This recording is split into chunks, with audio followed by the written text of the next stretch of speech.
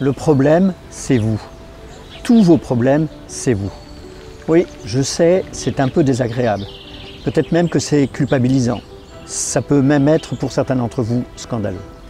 Pourtant, c'est ce que prétend l'un des deux héros du livre dont je voudrais vous parler aujourd'hui. Un livre qui parle de responsabilité, qui parle de résilience bien sûr, qui parle de liberté. Aujourd'hui, dans la série Les livres de la résilience, je voudrais vous présenter un livre d'origine japonaise, Avoir le courage de ne pas être aimé.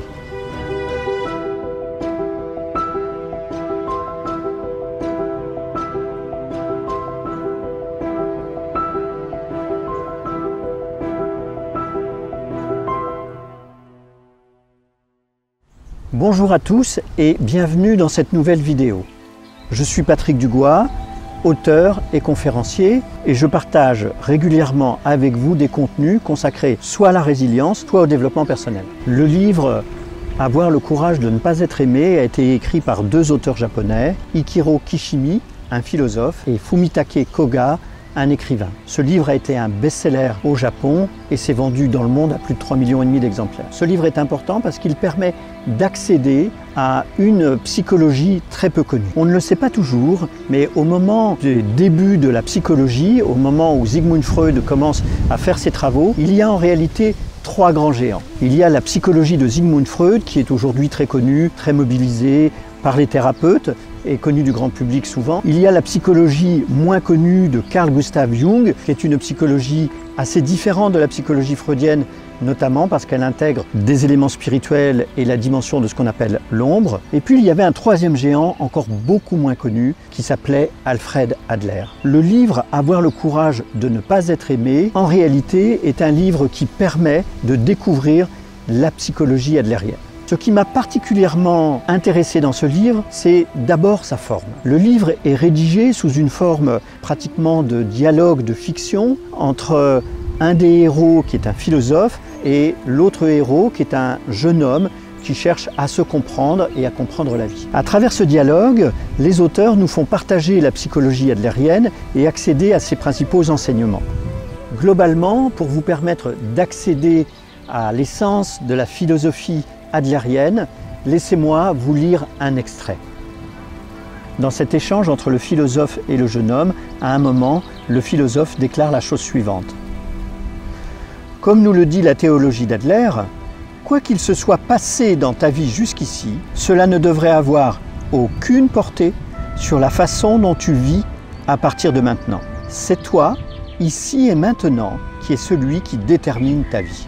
Vous le comprenez facilement dans cette citation, l'essence même de cette psychologie, c'est « nous ne sommes pas le résultat de ce qui nous est arrivé, nous n'avons pas à prolonger les causes de nos traumatismes ou de nos difficultés, nous pouvons décider à partir d'aujourd'hui de la vie que nous voulons vivre ».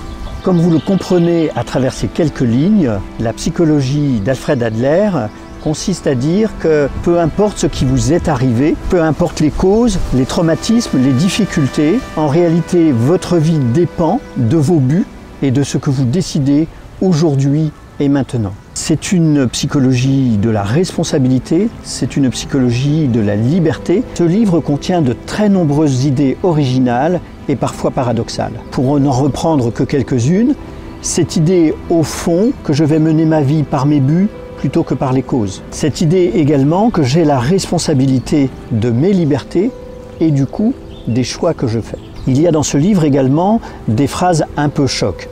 Par exemple, on ne vit pas pour répondre aux attentes des autres.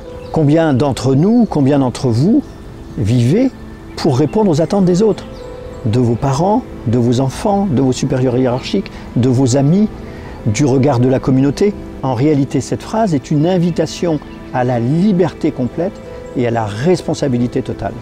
C'est une incitation à la déculpabilisation. Autre exemple d'idée un peu décapante et choquante que vous trouverez dans ce livre, qui est la suivante. Un complexe d'infériorité est une excuse.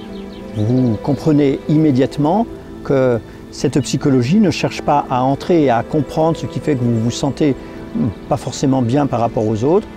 Elle vous invite à voir que c'est simplement la manière dont vous avez décidé d'avoir un complexe d'infériorité.